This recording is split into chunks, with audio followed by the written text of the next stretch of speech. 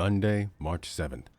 Teresawa, Ito, and Kujo arrive at Disneyland Japan, and throughout, they enjoy every moment, meeting mascots, going on rides, and getting some things from the land's gift shops. Thursday, March 10th. One day before they were supposed to head to the camp, one final dinner with the families is held at Vintage Cave, Tokyo. A final toast is made to bring them good luck. Friday, March 11th, 2011. The earth rumbles. Tremor shakes the foundations of every building, home, and tower. The 9.1 magnitude earthquake occurring off the coast near Sendai rocks Japan's eastern coast. Within Tokyo, a conference within the National Diet discussing foreign matters comes to a halt. Ministers of all positions, including the Prime Minister, rushes to shelter.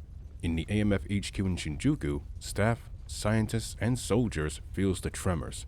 Equipment sways back and forth. The monitors in the command center distorts, but they remain in place despite the danger. On the outside in Minato, both Miki and Kazuma Sagusa usher civilians to stay away from the buildings and away from falling debris. 2.5 miles, 4 kilometers, away, Emiko Honda slows down time. She rushes over and grabs a man and child and runs. Time resumes, and she takes a breather. A piece of debris was falling on the two, but instead falls into the concrete. She turns her head, seeing Shinobu Nakamura catching falling debris. A pair of girls do not thank her, but they do feel grateful. They run to get out of harm's way. 5 miles, 8 kilometers away to the south, Amelia, Kaicho, and Akari rushes onto the street with their families. Their friends and neighbors do the same. They wait as the tremors continues to rock the earth underneath them. The 2nd Battle Squadron, comprised of the battle carrier Hoshi Shirogane, her escorts the destroyer Kongo, Kirishima, Yugiri, and Saragiri, and the submarine Satashio, witnesses the waves caused by the underwater earthquake. With expert skill and calm, Admiral Jotaro Shindo guides the fleet over the rising waves. All the while, he gives a command to alert the Coast Guard of what is to come. Unfortunately, they were not able to warn what was about to happen. The tsunami crashes into Onagawa. Many upon the safety of higher floors and rooftops can only watch as the rushing water sweeps across the lands, grabbing and dragging away everything that they have known. 2 days following the disaster, relief efforts are underway. Donations are made to the Red Cross, including those from other countries, those who are foreign or of Japanese descent. Among those is Empress Kazuma Ozawa of Red Mongolia, who donated 10 million Mongolian tugrik of her own money. Her reasoning is explained in an interview. As a quarter Japanese myself, I felt that it was the right thing to do, no matter what our past was. Most agreed that it was the right decision, but others remain suspicious of her intentions. Regardless, the donation is accepted by the Red Cross. The Self-Defense Force and AMS recruitment assembly that were supposed to take place on the 11th are delayed by 1 week. And during said week, life in Japan continues as the country rebuilds from the disaster, even as an entire city and region are rendered uninhabitable.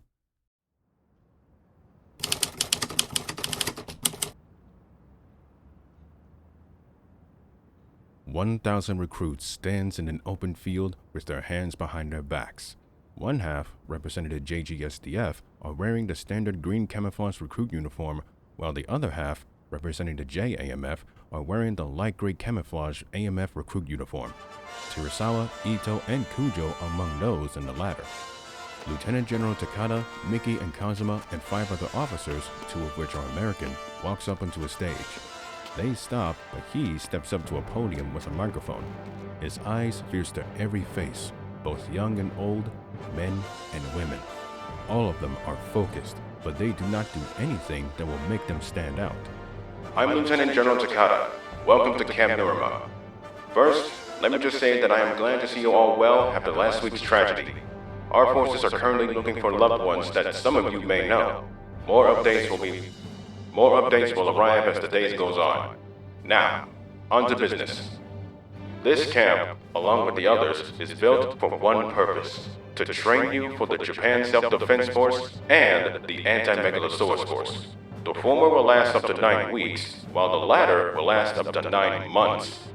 Oh, All of the training within the AMF involves land, air, and sea. I must warn you though, during these weeks, your endurance, knowledge, and strength will be tested. That goes for you Espers as well. You will find weaknesses that you never had or heard of before. But once you do, you'll be able to eliminate them. Let me introduce you to your drill instructors and observers. Drill instructors Sergeant Akane Yashiro and Sergeant Daisuke Chigachi, observers Brigadier General Kazuma Sugusa and Colonel Miki Sugusa, and our two American advisors, Brigadier General Douglas Wilson of the USAMF and Captain Dennis Grinchico of the US Navy. Wilson? Grinchico? An officer walks onto the stage. He stops beside Mickey and whispers something in her ear. Teresawa, out of curiosity, darts her eyes to her. The telekinetic Empress looks to the man, mouthing something to him. Yet, it is something that Emmy recognizes immediately. Mickey nods her head and rushes off the stage.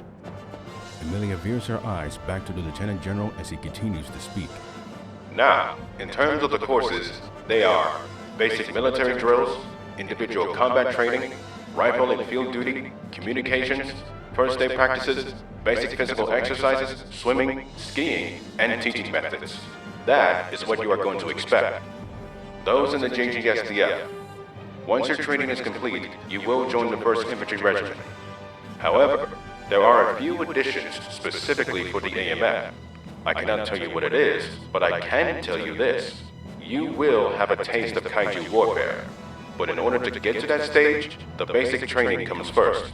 Because if you fail more than 3 of them, you will be sent home. Now, unlike the Ground Self-Defense Force, the Anti-Megalosaurus Force will send you to different divisions throughout the country once your training is complete. Speaking of which, it begins at 6:15 a.m. Is that clear? The left hands of the soldiers are placed to the side. Their right lifts into a salute, followed by a simultaneous "Yes, sir." Standing behind the building, Mickey rests her back against the wall and her smartphone held up to her left ear. Shinsuke? Yeah. Is it true? Yes, he's returning to Mikirajima right now. And it looks like he's going to remain there going forward. This feels odd though. Why would Junior leave the island in the first place? Beats the hell out of me. I'm surprised it took him a whole week to return to the island and not head for the mainland. Reasons and suggestions flows through her mind. Was there any kaiju around Japan? That's the thing. There wasn't. And even if there was, we would detect them below 500 meters, both on land and sea.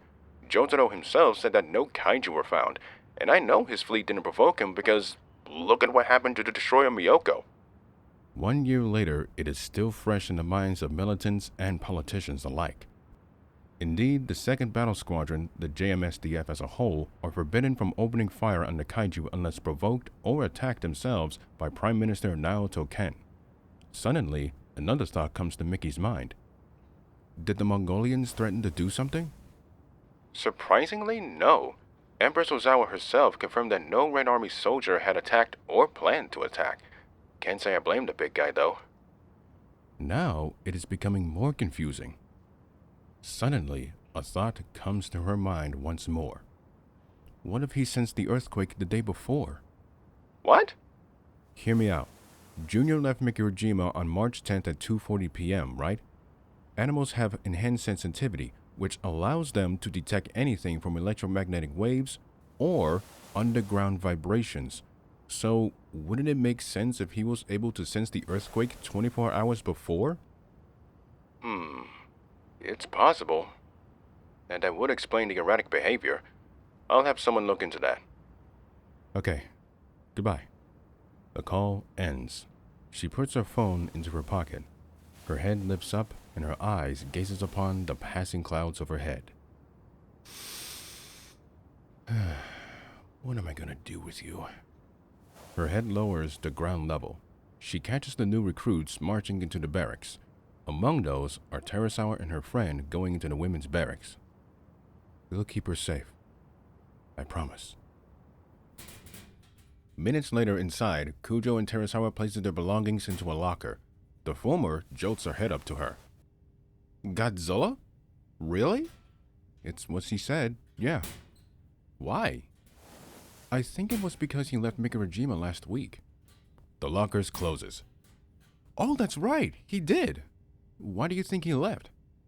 Beats me. My question is, do you think we'll get through this? Well, entering was easy, but as Mom said, get f***ing ready.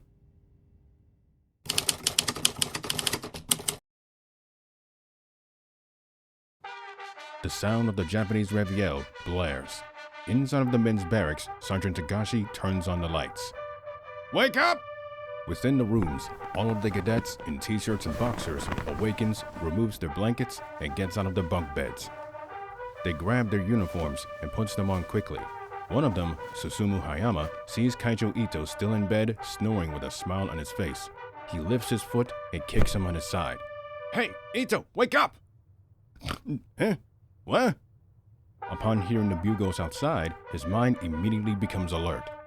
The man springs up, but his head hits the bunk. God damn it! He rubs his head, then springs out of the bed. He grabs his uniform from the side and puts them on. The others, already dressed, exits the room into the hallway. Dude, hurry up! Don't worry, I'm coming! Whoa! He falls on the floor, trying to put on his boots. Hayama sighs. He rushes over and helps him up. Putting on his boots and fully clothed, he buttons them up. The two rushes out of the room. They stop in the hallway and push their hands behind their backs. Sergeant Tagashi slowly walks down, darting his eyes at each recruit. You all know who I am, so I'm not going to waste our time. Here in the JSDF and AMF, we do not tolerate stupidity, drama, or misbehavior. This applies to the opposite sex. Speaking of which, sexist activities and discrimination will not be tolerated as well. Remember, we are all brothers and sisters in arms. Teamwork is key. Understand? They respond with a big yes, sir. The sergeant stops in his tracks in front of Ito.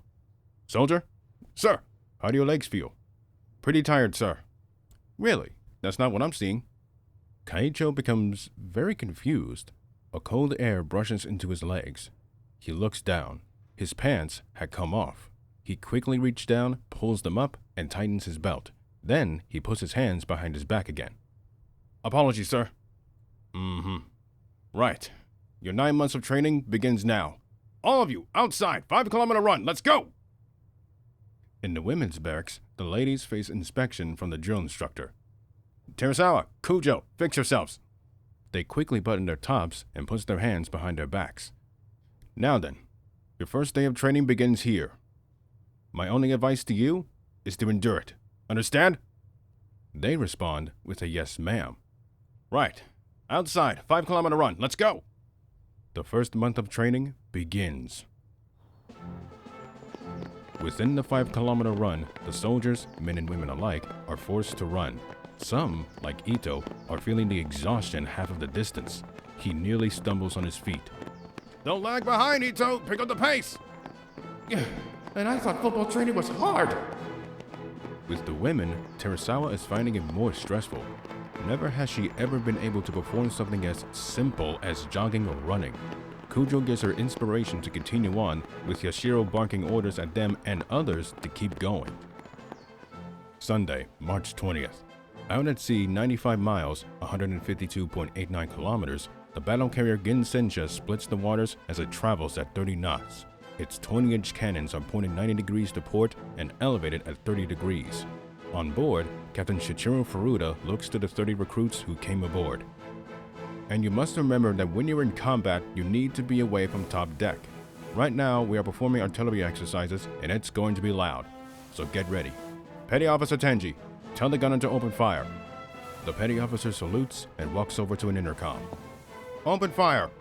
The crew in the bridge covers their ears. Instinctively, the recruits do the same. A buzzer goes off. Then a second.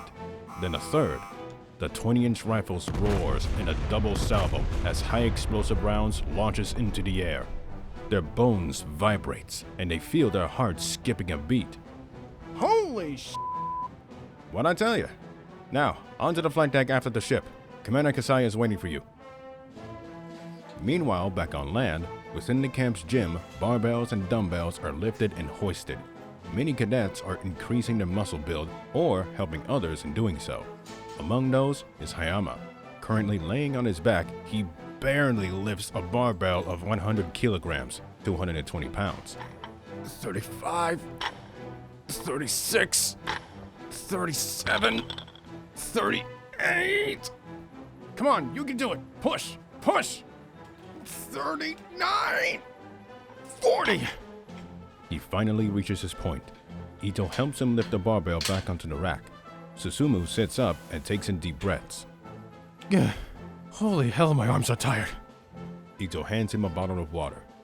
Hey, take a breather, man. There's no rush. Wednesday, March 23rd. Let's go, ladies! Pick up the pace! The women runs through the obstacle course. Kujo humps over a 6-foot barricade and lands on her feet, though she stumbles a little. She approaches a wall with ledges to climb up with.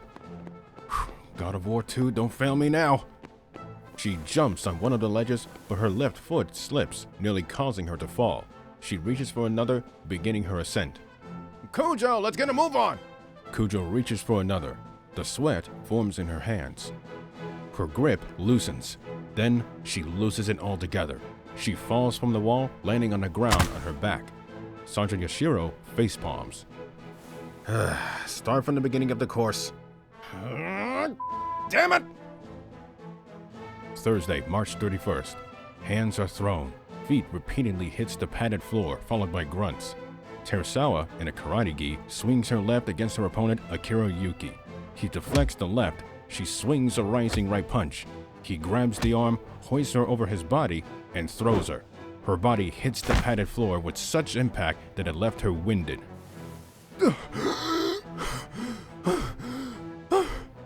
Oops, sorry about that. What went wrong? My guess? You were trying to beat me, but didn't know how to. She lays her head down as Yuki walks away. Tuesday, April 12th. Inside of a classroom, the teacher gives a lecture on kaiju biology and tactics. The one thing you should all remember is that throughout history, kaiju are always not invincible. They do have weak points. Take, for example, Anguirus I in 1955. In the Soviet Union, the army discovered that it can go into a state of hibernation. So they lured it to the Siberian mountains and buried it in tons of ice. Or Zilla in France.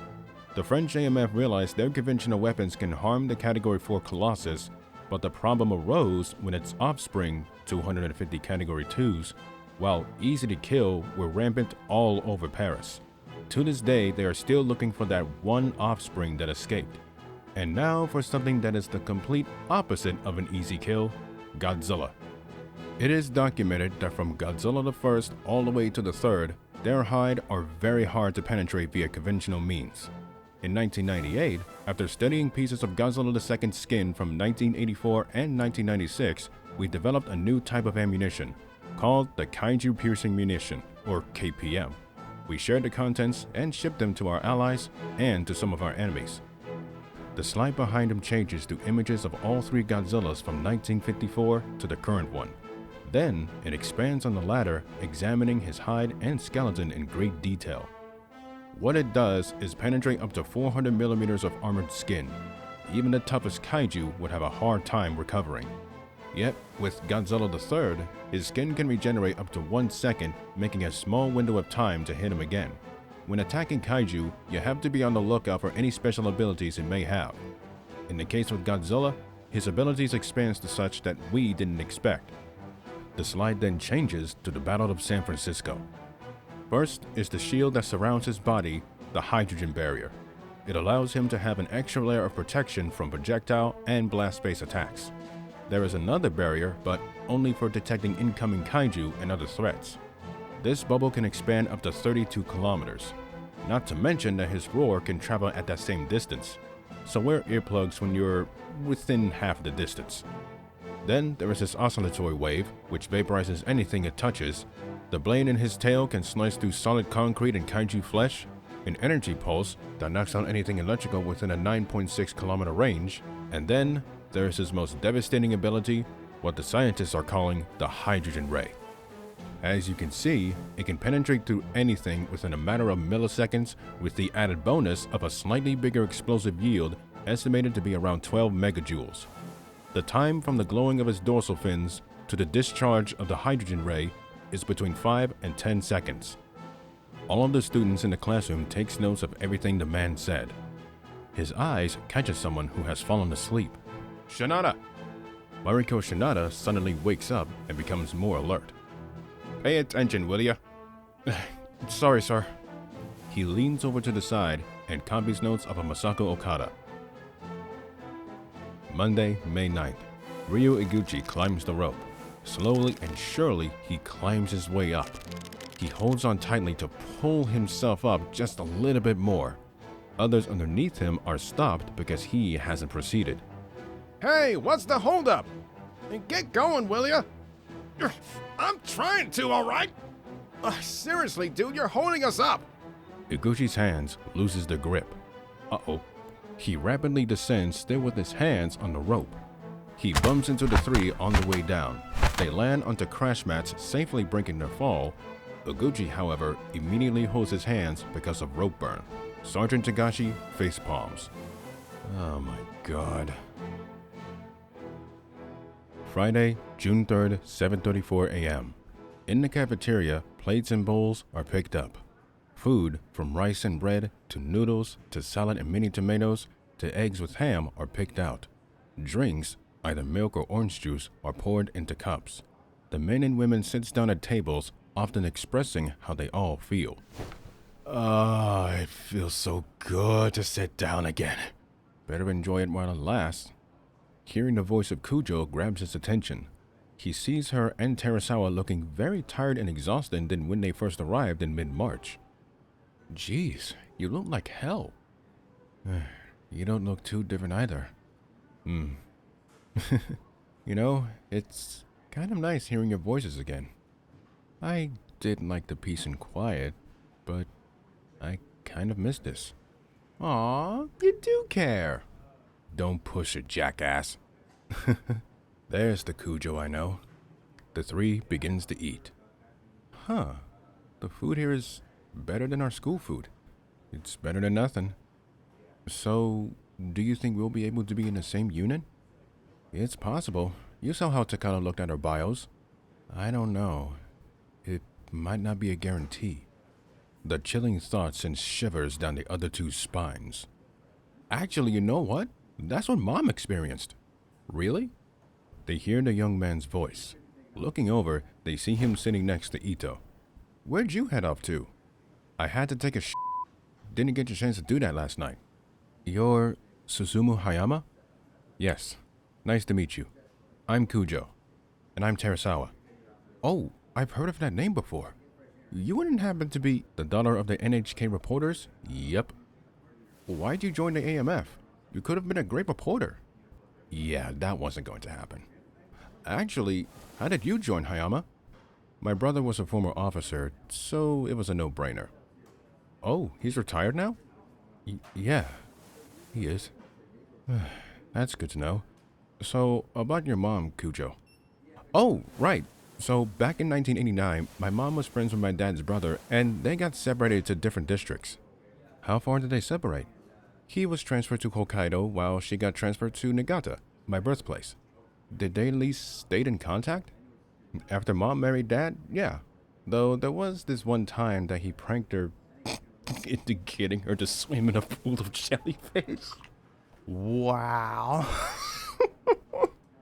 The four laughs, but not loud enough to get themselves in trouble. Oh man, it's a good thing that we don't have to experience that. For now. Kujo's mood suddenly goes from joy to frustrated anger. Yet we have to go through this bullshit. I thought I could handle the obstacle courses, but apparently not. It turns out being in a karate class is a lot harder than I thought. Not to mention trying to keep a steady pace with a 5-kilometer run. And trying to keep in shape. I can barely lift up my arms. They hear voices coming from everyone else. From what they hear, everyone are having the exact same thoughts as to how difficult the AMF training is. I guess we're not the only ones. Teresawa puts her hand under her chin. Oh boy. What? What? When she makes that face, she's thinking of a plan. And indeed, a plan comes into her mind. Do you remember what Takada said to us when we arrived? When we first met him or when we were gathered? The latter. Kaicho, Akari, and Suzumu thinks. I think it's find the weaknesses and get rid of them? Basically that. And it looks like we managed to find out what those weaknesses are. So what should we do with them? Get rid of them! But how are we supposed to do that? Listen, just like how we managed to succeed in high school, let's apply the same tactics, but in the military. Study the courses, exercises, everything. We know what it is like, so let's make sure that we don't screw up again. You with me? God, that never gets old. All right, let's do it. Damn, I'm actually inspired. Yeah, I'm in. We'll do our best. Their hands comes together, making a promise to each other, but not just to themselves. Throughout the day, the word spreads. Inspiration is all that the recruits feel, and they know what to do going forward. Sunday, June 12th. Hayama, lying on his back in the gym, lifts the barbell of 150 pounds, 70 kilograms. 45, 45, 46, 47, 48, 49, 50. He rests it on the rack and sits up. Hell yeah! Ito? Beside him, Kaicho rests the 160-pound, 72-kilo barbell on the rack and sits up. Woo! 55. Want a break? Yes, sir. Wednesday, July 13th. Within the classroom, the students take notes on the corporal's lecture. Now, who can tell me how Ghidorah was defeated? A hand is raised. Shinada?